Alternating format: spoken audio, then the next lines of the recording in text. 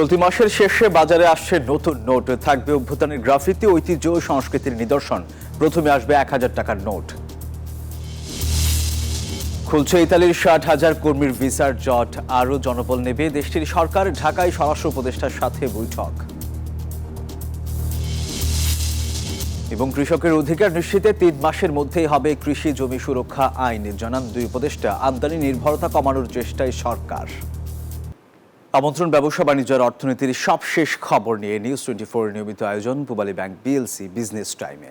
আপনাদের সাথে আছে আমি সোহাগ বক্স। দেখছিলেন সংবাদ শিরোনাম, এবার বিস্তারিত। চলতি মাসের শেষ নাগাদ নতুন রূপে বাজারে আসছে নতুন নোট। সেসবে থাকবে জুলাই অভ্যুত্থানের গ্রাফিতি, দেশের ঐতিহ্য এবং সংস্কৃতির নানা নিদর্শন। বাংলাদেশ ব্যাংকের মুখপাত্র জানান, কোরবানির ঈদকে সামনে রেখে নতুন ১,০০০ টাকার নোটের অনুমোদন দিয়েছে গভর্নর। এছাড়া ৯ শ্রেণীর নোট ছাপানো হলেও সবগুলো এখনই ছাড়া হবে না বাজারে। বিশ্লেষকরা বলছেন, অর্থনৈতিক সংকট মোকাবিলায় বাজারে বিকল্প হিসেবে মজুত নোট ছাড়তে পারে কেন্দ্রীয় ব্যাংক। মিনা ফেরদৌসের প্রতিবেদনে বিস্তারিত। বাজারে নতুন নোটের সংকট, বেড়েছে ছেঁড়াফাটা নোটের সংখ্যা। ফলে অনেকেই পুরনো কিংবা ছেঁড়াফাটা নোট পরিবর্তন করছেন রাজধানীর গুলিস্তান ও মতিঝিল থেকে। বাড়তি টাকায় এসব নোট পাল্টাতে গিয়ে আর্থিক ক্ষতি হচ্ছে গ্রাহকদের। যদিও ব্যাংকগুলোর ভল্টে পুরনো নকশার নতুন টাকা মজুদ প্রায় ১৫,০০০ কোটি, তবে বাংলাদেশ ব্যাংকের নির্দেশনায় সেগুলো বিতরণ বন্ধ রয়েছে। কেন্দ্রীয় ব্যাংকের মুখপাত্র জানান, ডামি প্রিন্টের অনুমোদন হয়ে গেলেই টাকশালে দ্রুতই শুরু হবে টাকা ছাপানো। আমরা নতুন ৯ প্রকারের নোট নতুন ডিজাইন করে মার্কেটে ছাড়বো।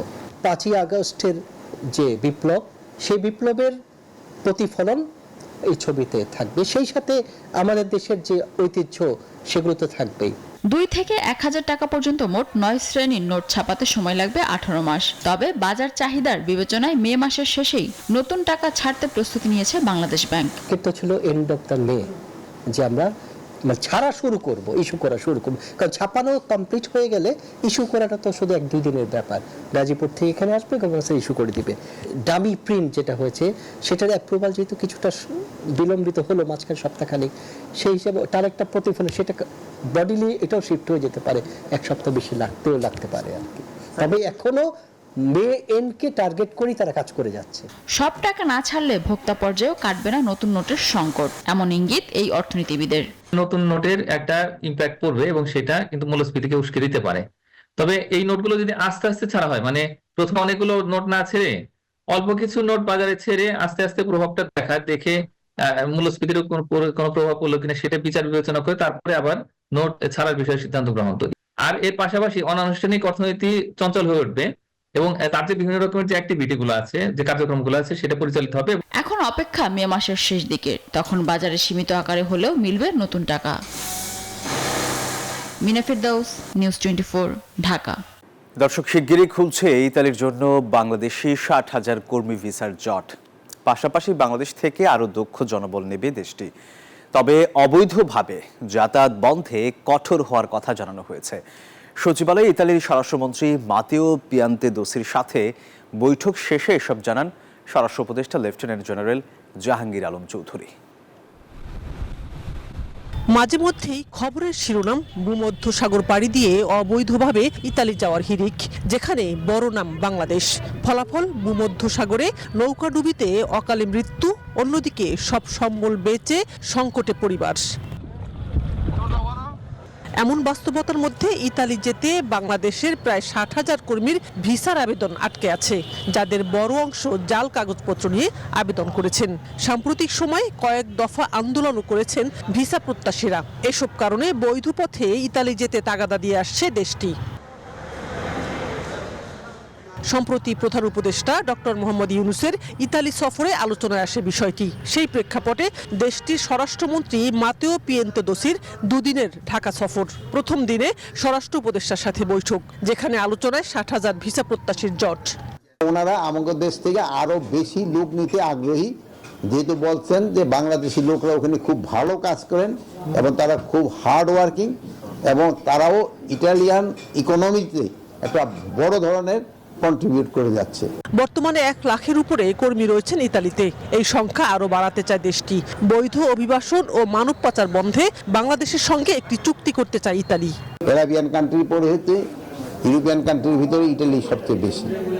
এখানে এই আমরা আজকে আলাপ করেছি যে আমাদের ভিতরে একটা কোঅপারেশন, আমাদের একটা এইটা কিভাবে আরো বৃদ্ধি করা যায় এই ব্যাপারে আমাদের আলাপ হয়েছে, এবং আমাদের যারা ওখানে কাজ করতেছে তারা যেন প্রপার ভিসা নিয়ে এবং প্রপার চ্যানেলে যায়, এই জন্য তারা বলছেন।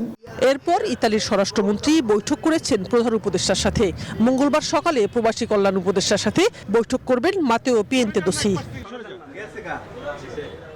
সানাজি ইয়াসমিন, নিউজ 24, ঢাকা।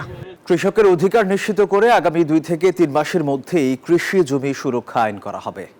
সংকট কাটাতে আমদানি নির্ভরতা কমানোয় জোর দিচ্ছে সরকার।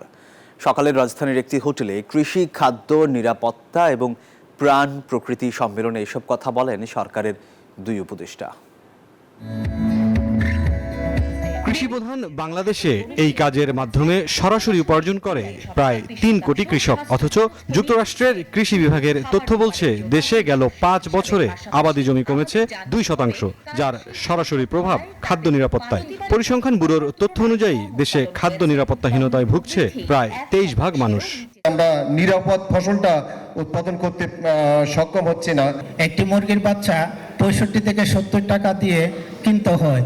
দৈনিক বণিক বার্তা আয়োজিত কৃষি, খাদ্য নিরাপত্তা ও প্রাণ প্রকৃতি সম্মেলনে কৃষকদের এমন বার্তার সাথে একমত বিশেষজ্ঞরা। একদিকে দাম কমে গেছে, সাধারণ মানুষের স্বস্তি এসছে, কিন্তু দারুণ অস্বস্তিতে ভোগ করেছে আমাদের কৃষক। জানুয়ারি থেকে এপ্রিল এই কয়েক মাসের মধ্যে যে কয়েকটা খবর পাওয়া গেছে, প্রায় 13 জন কৃষক আত্মহত্যা করেছেন। সম্মেলনে দেশের কৃষির নানা প্রতিবন্ধকতা তুলে ধরে সম্ভাবনার কথা জানান বৃহৎ উদ্যোক্তারা। শস্য, প্রাণীজাত সম্পদ ও ফুড প্রসেসিং এই 3 খাতকে ঘিরে যদি আমরা গবেষণার গভীরতা ও বিস্তার বাড়াতে পারি তাহলে কৃষক লাভবান হবে। খাদ্য নিরাপত্তা যেরকম জরুরি, স্বাস্থ্য নিরাপত্তা সেরকম জরুরি, এবং প্রত্যেকের জীবন মান যেন একসাথে উন্নয়ন হয়, সেজন্য এক ধরনের পলিসি নেওয়া উচিত।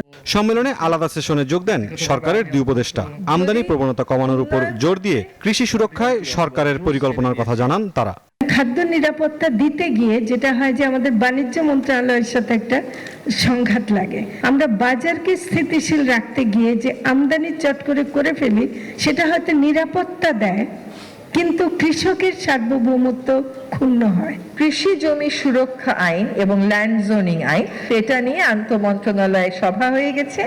আরেকটা আন্তঃমন্ত্রণালয় সভা করে পাবলিক কনসালটেশনের পরে আশা করি মাস 2-3 মধ্যে কৃষি জমি সুরক্ষা আইনটা আমরা পাশ করে দিতে পারবো। মুনাফার কথা না ভেবে কৃষি, কৃষক এবং সাধারণ নাগরিকের খাদ্য নিরাপত্তা বিবেচনা করতে ব্যবসায়ীদের প্রতি আহ্বান জানান 2 উপদেষ্টা। 44,000 একর শালবনটা এখন আছে 3,000 একর। মুরসালিন হক জুনায়েদ, নিউজ 24, ঢাকা। খাদ্য নিরাপত্তায় সামগ্রিকভাবে জাতীয় নীতি বাস্তবায়ন জরুরি বলে মন্তব্য করেছেন বাণিজ্য উপদেষ্টা শেখ বশির উদ্দিন। সোমবার রাজধানীর একটি হোটেলে অনুষ্ঠিত কৃষি উৎপাদন ও প্রাণ প্রকৃতি সম্মেলনে তিনি এসব কথা বলেন। বাণিজ্য উপদেষ্টা জানান, বাণিজ্যের সব খাতে তথ্যের সঠিকতা না থাকায় সিদ্ধান্ত গ্রহণে জটিলতা তৈরি হচ্ছে। গত সরকারের আমলে প্রাতিষ্ঠানিক দুর্বৃত্তায়ন হয়েছে। এই অবস্থার উত্তরণে প্রাতিষ্ঠানিক ও সরকারের অঙ্গগুলোর সক্ষমতা বাড়ানো জরুরি। তিনি আরও বলেন, সামগ্রিকভাবে ব্যয়ের যে মহোৎসব তৈরি হয়েছিল তার দায় নাগরিকদের উপর বোঝা হিসেবে দেখা দিয়েছে। রাতারাতি এসব পরিবর্তন সম্ভব নয়, তবে সেসব উন্নয়নে কাজ চলছে বলেও জানান বাণিজ্য উপদেষ্টা।